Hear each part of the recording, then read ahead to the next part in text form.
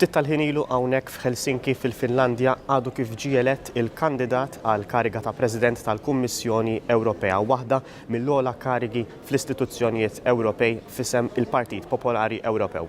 Il-kandidat Manfred Weber li sab l-appoġġ ta' Adrian Delija u l-grupp tal-Partit Nazzjonalista hawnhekk f'Helsinki issa ġie uffiċjalment rikonoxxut bħala l-kandidat tal-Partit Popolari Ewropew.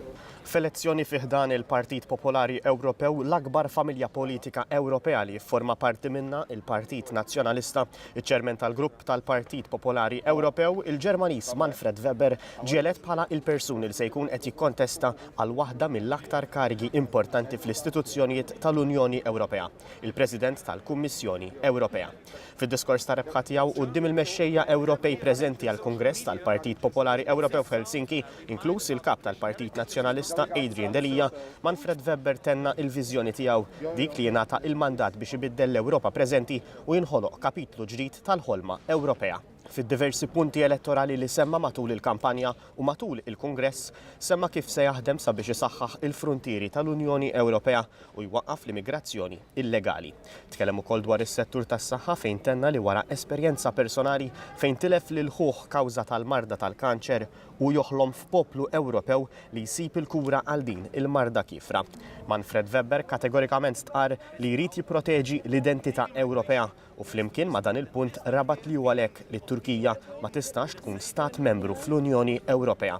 Matul din il-kampanja f'dawn l-aħħar xhur il-kap tal-Partit Nazzjonalista Adrian Delija żamm kuntatt kontinwu ma' Manfred Weber. Anke l-erba' lejliet l-elezzjoni għall-għażla tal-kandidat għall-President tal-Kummissjoni Ewropea, id-Delegazzjoni Nazzjonalista iltaqgħet f'laqgħa bilaterali miegħu fejn ġew diskussi diversi realtajiet li l-Maltin qegħdin jaffaċċjaw. Fosthom il-problemi ta' immigrazzjoni, sigurtà u żbilanċ politiku fl-istituzzjonijiet.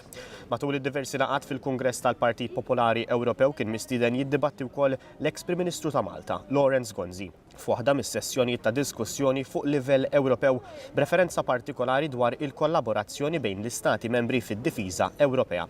Fid-diskors tiegħu, Laurence Gonzi semma kif l-esperjenza tiegħu bħala kap tal-Istat kien hemm diversi drabi fejn il-kollaborazzjoni tal-pajjiżi Ewropej sarfu f'suċċess. Kien hawnhekk fejn saħaq dwar l-importanza li jsir xogħol koordinat bejn l-Istati membri tal-Unjoni Ewropea biex jiġu indirizzati l-problemi preżenti u anke dawk futuri, fejn enfasizza li waħda minn dawn hi proprju l-immigrazzjoni. Darin Karabot għal Net News għall-aħħar darba minn Helsinki fil-Finlandja.